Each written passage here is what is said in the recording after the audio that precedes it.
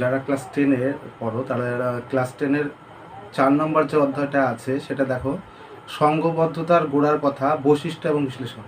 Question বিগত পরীক্ষায় এসেছিল বা সামনের পরীক্ষাতেও আসতে পারে। প্রথম কোশ্চেনটা তোমরা চাইলে লিখতে পারো বা শুনতে পারো। যাই হোক, প্রথম যে কোশ্চেনটা, সিপাহী বিদ্রোহ কত খ্রিস্টাব্দে সংঘটিত হয়েছিল?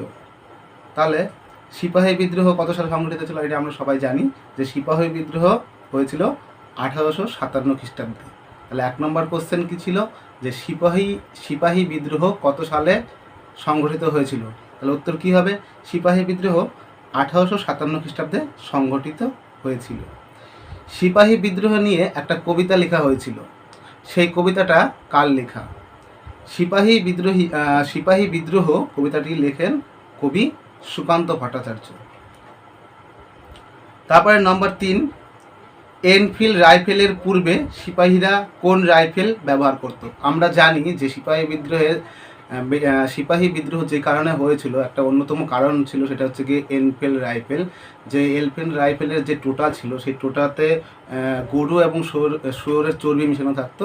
এবার এই গরু এবং শুয়োরের চর্বিতে হিন্দু এবং মুসলিম উভয় ধর্ম সংকটে পড়তে পারে, এই জন্য কি তারা কিন্তু এই বিদ্রোহে অবতীর্ণ হয়েছিল। তো যাই হোক, তো এনফিল্ড রাইফেলের পূর্বে সিপাহীরা কোন রাইফেল ব্যবহার করত? তাহলে উত্তর হয়ে যাবে, এনফিল্ড রাইফেলের পূর্বে সিপাহীরা ব্রাউন ব্রেস রাইফেল ব্যবহার করত। এটা কিন্তু খুবই ইম্পর্ট্যান্ট একটা কোশ্চেন, যে এনফিল্ড রাইফেলের পূর্বে সিপাহীরা কোন রাইফেল ব্যবহার করত? তাহলে উত্তর হবে এনফিল্ড রাইফেলের পূর্বে মানে আগে, মানে এনফিল্ড রাইফেল ব্যবহার করার আগে সিপাহীরা ব্রাউন ব্রেস রাইফেল ব্যবহার করত। তারপর দেখো 4 নম্বর কোশ্চেন, 1857 খ্রিস্টাব্দের বিদ্রোহকে কারা সিপাহী বিদ্রোহ বলেছেন? তাহলে এটার উত্তর হবে 1857 খ্রিস্টাব্দের বিদ্রোহকে জন কে, রাজনারায়ণ বসু প্রমুখরা সিপাহী বিদ্রোহ বলেছেন। তাহলে 1857 খ্রিস্টাব্দের যে বিদ্রোহটা হয়েছিল, সেই বিদ্রোহটাকে সিপাহী বিদ্রোহ কারা বলেছিল?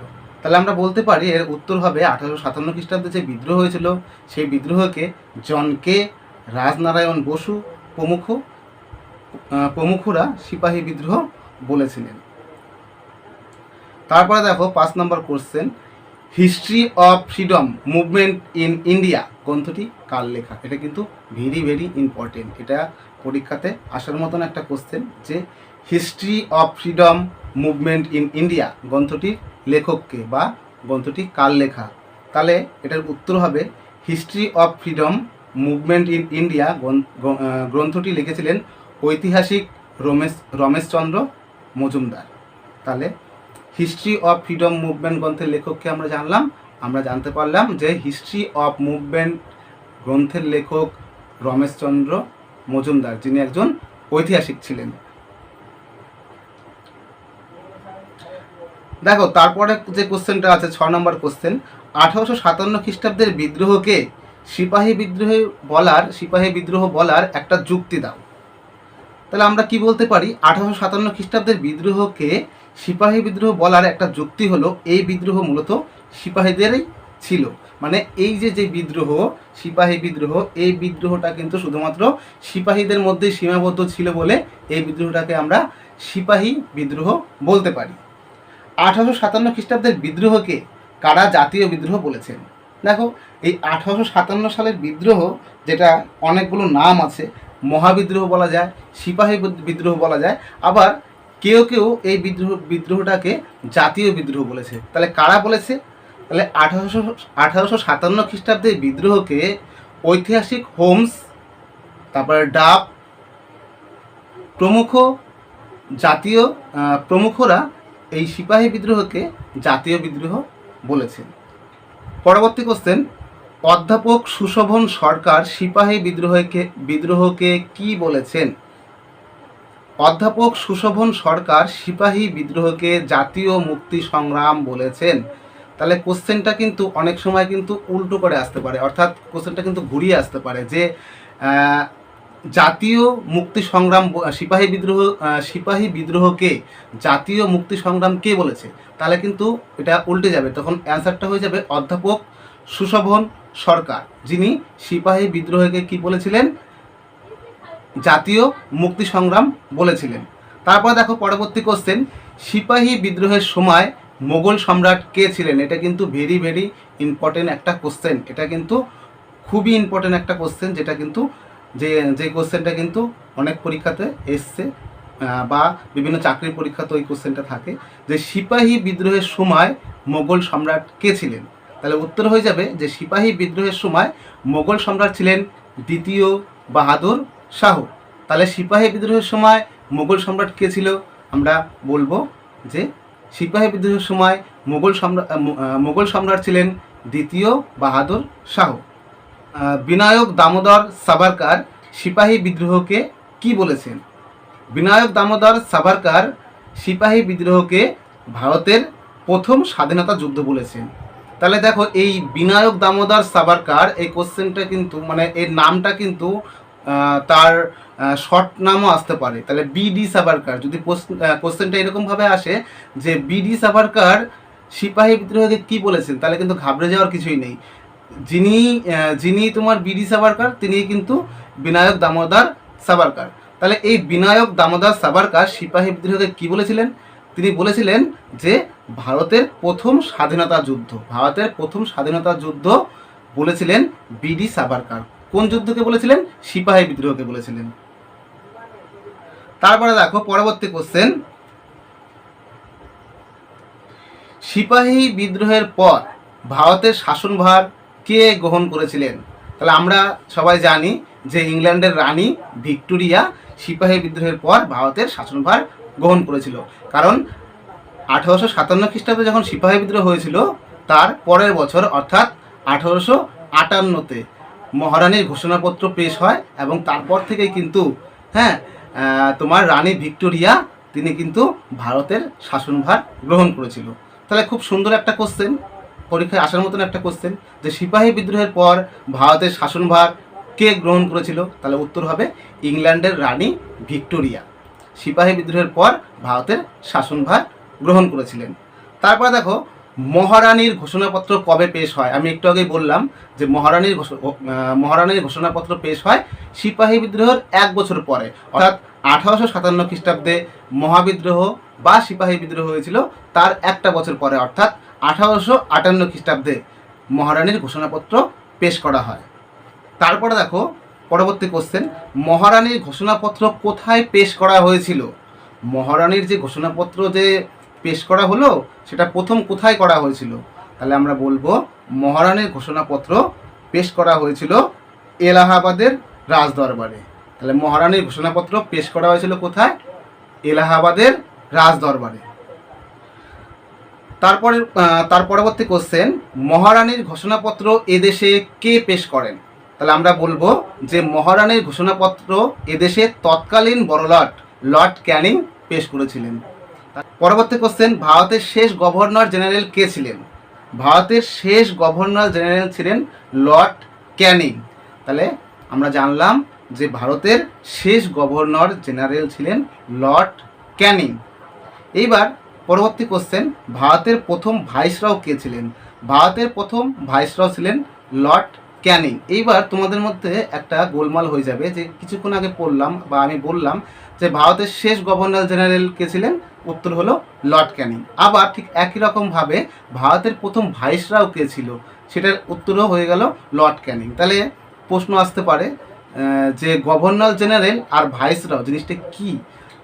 তাহলে আমরা বলবো, দেখো গভর্নর জেনারেল আর হচ্ছে গিয়ে ভাইসরয় দুটোই পদ, কিন্তু এই সিপাহী বিদ্রোহ পরে এই গভর্নর জেনারেল পদটা উঠে যায়। তা ওই পদটার সময় ওই গভর্নর জেনারেল পদ উঠে গিয়ে আসা হচ্ছে গিয়ে ভাইসরয়। ঠিক আছে, নেক্সট কোশ্চেন দেখো, কোন সময়কে সভা সমিতির যুগ বলা হয়? 1857 থেকে 1885 পর্যন্ত খ্রিস্টাব্দ পর্যন্ত সময়কে সভা সমিতির যুগ বলা হয়। তাহলে সভা সমিতির যুগ বলা হয় কোন সময়কে? আমরা বলবো 1857 থেকে 1885 খ্রিস্টাব্দ পর্যন্ত সময়কে বলা হয় সভা সমিতির যুগ। তারপরে দেখো পরবর্তী কোশ্চেন, ভারত সভা কবে প্রতিষ্ঠিত হয়? উত্তর হবে 1876 খ্রিস্টাব্দে ভারত সভা প্রতিষ্ঠিত হয়। তাহলে কি বললাম, ভারত সভা কবে প্রতিষ্ঠিত হয়? উত্তর হবে 1876 খ্রিস্টাব্দে ভারত সভা প্রতিষ্ঠিত হয়। ওর সাথে সাথে আরেকটা কোশ্চেন আমাদের মনে রাখতে হবে, যে ভারত সভা কে প্রতিষ্ঠা করে বা ভারত সভার প্রতিষ্ঠাতা কে? তাহলে উত্তর হবে ভারত সভার প্রতিষ্ঠাতা ছিলেন সুরেন্দ্রনাথ ব্যানার্জি। তাহলে কি বললাম, ভারত সভা কে প্রতিষ্ঠা করেন? আমরা উত্তর বলবো সুরেন্দ্রনাথ ব্যানার্জি। কত সালে প্রতিষ্ঠিত হয়? 1876 খ্রিস্টাব্দে। তারপর দেখো 1877 খ্রিস্টাব্দে ICS পরীক্ষায় ভারতীয়দের বসার সর্বোচ্চ বয়স কত করা হয়? দেখো 1877 খ্রিস্টাব্দে ICS পরীক্ষায় ভারতীয়দের বসার সর্বোচ্চ বয়স 19 বছর থেকে বৃদ্ধি করে 21 বছর করা হয়েছিল। কেন করা হয়েছিল? কারণ হচ্ছে গিয়ে 19 বছরের একটা ছেলে যে কিনা বিদেশে গিয়ে পরীক্ষা দেওয়া সম্ভব ছিল না, এই জন্য কী করা হয়েছিল, এই ICS পরীক্ষার বয়স 19 বছর থেকে বাড়িয়ে সেটাকে 21 বছরে করা হয়। কত সালে করা হয়েছিল? 1877 খ্রিস্টাব্দে। বন্দে মাতরম ধ্বনি কোন উপন্যাসের অন্তর্গত? এটা আমরা জানি যে বন্দে মাতরম ধ্বনি আনন্দমঠ নামক উপন্যাসের অন্তর্গত। এবার এখান থেকে আরেকটা কোশ্চেন আসতে পারে যে আনন্দমঠ কার লেখা? তাহলে সেখানে আমরা বলবো যে বঙ্কিমচন্দ্র চট্টোপাধ্যায়ের লেখা আনন্দমঠ। এবার আনন্দমঠ উপন্যাসটি কার লেখা? বললাম যে আনন্দমঠ উপন্যাসটি বঙ্কিমচন্দ্র চট্টোপাধ্যায়ের লেখা। এই যে বন্দে মাতরম কথাটা, এই বন্দে মাতরম কথাটা কিন্তু আনন্দমঠ উপন্যাস থেকেই নেওয়া হয়েছে। তাহলে কোন বিদ্রোহের পটভূমিকায় আনন্দমঠ উপন্যাসটি রচিত, বা কোন বিদ্রোহের পটভূমিকায় আনন্দমঠ উপন্যাসটি লেখা হয়েছিল? তাহলে উত্তর হবে সন্ন্যাসী বিদ্রোহের পটভূমিকায় আনন্দমঠ উপন্যাসটি লেখা হয়েছিল। আনন্দমঠ উপন্যাসের দুটি চরিত্রের নাম লেখো। আনন্দমঠ উপন্যাসের দুটি চরিত্র হলো মহেন্দ্র ও কল্যাণী। তাহলে যদি বলে যে আনন্দমঠ উপন্যাসের দুটি চরিত্রের নাম, তাহলে একটা পুরুষ চরিত্রের নাম হলো মহেন্দ্র, আর স্ত্রী চরিত্রের নাম যদি বলে তাহলে বলবো আমরা কল্যাণী। ভারতের জাতীয় সঙ্গীত কোন উপন্যাসের অন্তর্গত? তাহলে ভারতের যে জাতীয় সঙ্গীত সেটাও কিন্তু আনন্দমঠ উপন্যাস থেকে নেওয়া হয়েছে। এইবার পরবর্তী যে কোশ্চেনটা, বর্তমান ভারত গ্রন্থের লেখক কে? তাহলে আমরা বলবো যে বর্তমান ভারত গ্রন্থের রচয়িতা হলেন স্বামী বিবেকানন্দ। এছাড়া আমরা আরও জেনে রাখবো যে স্বামী বিবেকানন্দর লেখা আরও কয়েকটা গ্রন্থের নাম হলো বর্তমান ভারত, তো জানলাম, প্রাচ্য পাশ্চাত্য, এটাও কিন্তু স্বামী বিবেকানন্দের লেখা গ্রন্থের নাম। স্বামী বিবেকানন্দ কোথায় বিশ্ব ধর্ম সম্মেলনে যোগ দিয়েছিল? তাহলে স্বামী বিবেকানন্দ আমেরিকার শিকাগো শহরে বিশ্ব ধর্ম সম্মেলন হয়েছিল, সেখানে যোগ দিয়েছিল। তাহলে কি বললাম, যে স্বামী বিবেকানন্দ কোথায় বিশ্ব ধর্ম সম্মেলনে যোগ দিয়েছিল? তাহলে উত্তর হবে স্বামী বিবেকানন্দ আমেরিকার শিকাগো বিশ্ব ধর্ম সম্মেলনে যোগ দিয়েছিলেন। গোরা উপন্যাসটির লেখক কে? গোরা উপন্যাসের লেখক হলো রবীন্দ্রনাথ ঠাকুর। গোরা উপন্যাসের দুটি চরিত্রের নাম বলো। তাহলে গোরা উপন্যাসের দুটি চরিত্রের নাম হলো গোরা এবং ললিতা।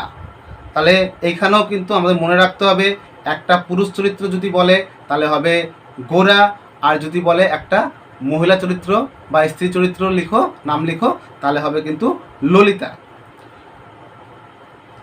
গোরা উপন্যাসে গোরা কোন সমাজের প্রতিনিধিত্ব করেছিলেন? উত্তর হবে গোরা উপন্যাসে গোরা হিন্দু সমাজের প্রতিনিধিত্ব করেছিলেন। জন্মসূত্রে গোরা কোন বংশোদ্ভূত ছিলেন? জন্মসূত্রে গোরা ছিলেন একজন আইরিশ। পরবর্তী কোশ্চেন দেখো, ভারত মাতার চিত্রে দেশকে কি বলে কল্পনা করা হয়েছে? ভারত মাতার চিত্রে দেশকে মাতা হিসাবে কল্পনা করা হয়েছে, মাতা অর্থাৎ মা হিসাবে কল্পনা করা হয়েছে। তাহলে কি বললাম, যে ভারত মাতার চিত্রে দেশকে কি বলে কল্পনা করা হয়েছে? তাহলে উত্তর হবে ভারত মাতার চিত্রে দেশকে মাতা হিসাবে বা মা হিসাবে কল্পনা করা হয়েছে। এইবার যে কোশ্চেনটা, এটা কিন্তু খুব ইম্পর্টেন্ট। ভারত মাতার চিত্রটি কে অঙ্কন করেছিলেন? খুব ইম্পর্টেন্ট একটা কোশ্চেন। তাহলে উত্তর হবে ভারত মাতার চিত্রটি অঙ্কন করেন অবনীন্দ্রনাথ ঠাকুর। কি বললাম? ভারত মাতার চিত্র কে এঁকেছিলেন বা কে অঙ্কন করেছিলেন? উত্তর হবে অবনীন্দ্রনাথ ঠাকুর। তারপরে দেখো পরবর্তী কোশ্চেন, হিন্দু মেলা কত খ্রিস্টাব্দে প্রতিষ্ঠিত হয়? তাহলে উত্তর হবে 1867 খ্রিস্টাব্দে হিন্দু মেলা প্রতিষ্ঠিত হয়। 1867 খ্রিস্টাব্দে হিন্দু মেলা প্রতিষ্ঠিত হয়। এইবার এই হিন্দু মেলা কে প্রতিষ্ঠা করে এটাও জানতে হবে আমাদের। তাহলে পরবর্তী কোশ্চেন, হিন্দু মেলা কে প্রতিষ্ঠা করেন? তাহলে উত্তর হবে নবগোপাল মিত্র। তাহলে হিন্দু মেলা কে প্রতিষ্ঠা করেন? নবগোপাল মিত্র। তারপর দেখো শেষ কোশ্চেন, কে কত খ্রিস্টাব্দে ইস্ট ইন্ডিয়া অ্যাসোসিয়েশন প্রতিষ্ঠা করেন? কে কত খ্রিস্টাব্দে ইস্ট ইন্ডিয়া অ্যাসোসিয়েশন প্রতিষ্ঠা করেন? দাদাভাই নওরোজি 1866 খ্রিস্টাব্দে ইস্ট ইন্ডিয়া অ্যাসোসিয়েশন প্রতিষ্ঠা করে। তাহলে কি বললাম? দাদাভাই নওরোজি 1866 খ্রিস্টাব্দে ইস্ট ইন্ডিয়া অ্যাসোসিয়েশন প্রতিষ্ঠা করেন। এরকম করে তোমাদের পাঁচটা করে শর্ট কোশ্চেন বা 5 নম্বরের কোশ্চেনগুলো তোমাদের সামনে আলোচনা করব। যদি ভিডিওটি ভালো লেগে থাকে তাহলে অবশ্যই লাইক করবে আর কমেন্ট করে জানাবে যে কেমন লাগলো, আর চ্যানেলটাকে সাবস্ক্রাইব করতে ভুলবে না। আজকের মতন এখানে শেষ করছি। অন্য একদিন অন্য এক সময় হাজির হব নতুন একটা ভিডিও নিয়ে। ভালো থাকো, সুস্থ থাকো।